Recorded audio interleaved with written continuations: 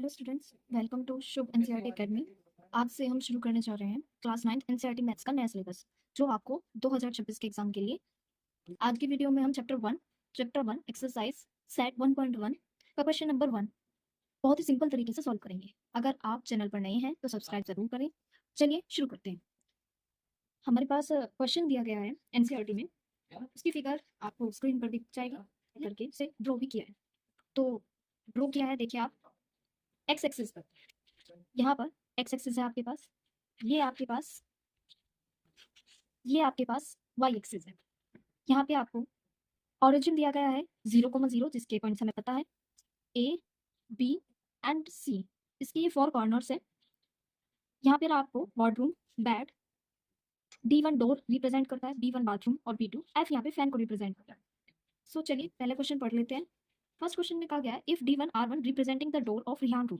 जो D1 और R1 है वो रिप्रेजेंट कर रहा है डोर को, रिहान की। How far is the door from the left wall.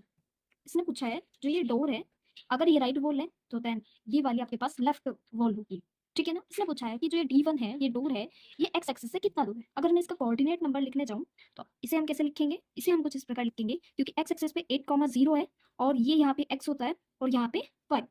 लेकिन जब हम डिस्टेंस की बात करें, डिस्टेंस फ्रॉम एक्स एक्सिस, तो वो कितना है 0। और अगर y एक्सिस के डिस्टेंस की बात करें कि y एक्सिस से कितना दूर है, हमें तो पता है कि y एक्सिस से इसकी दूरी कितनी है 8। तो हम क्या लिखेंगे, कोऑर्डिनेट से देखकर हमें पता चला कि एक्स एक्सिस से इसकी जो दूरी होगी वो कितनी होगी 0 units.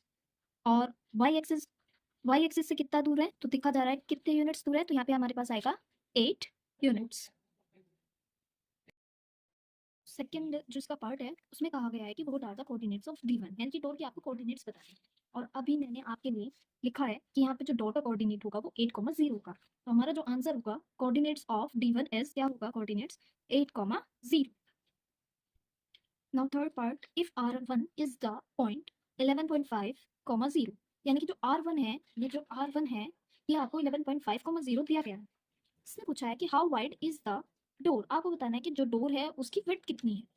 Do you think this is a comfortable width for the room door. क्या ये कंफर्टेबल है किसी रूम के लिए। If a person in a wheelchair wants to enter the room, will he or she able to do so easily. इसने पूछा कि अगर आपके पास कोई व्यक्ति व्हील चेयर पर है तो क्या वो इजिली इस रूम के अंदर एंटर कर सकता है या नहीं, इस डोर के through.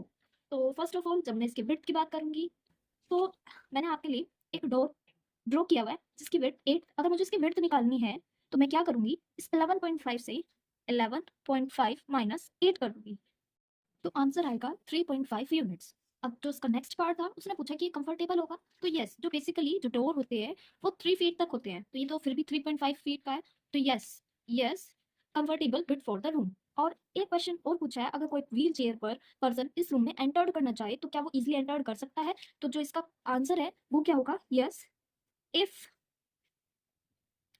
he or she be able to enter the room easily. Okay, now fourth part, if B1 0,1.5 and B2 0,4 represent the ends of the bathroom door। जो B1 है और B2 है, फिगर मैंने आपको दिखाई है, ये रहा B1 और ये रहा B2, ये दोनों एंड्स है बाथरूम डोर के। Is the bathroom door narrow or wider than the room door.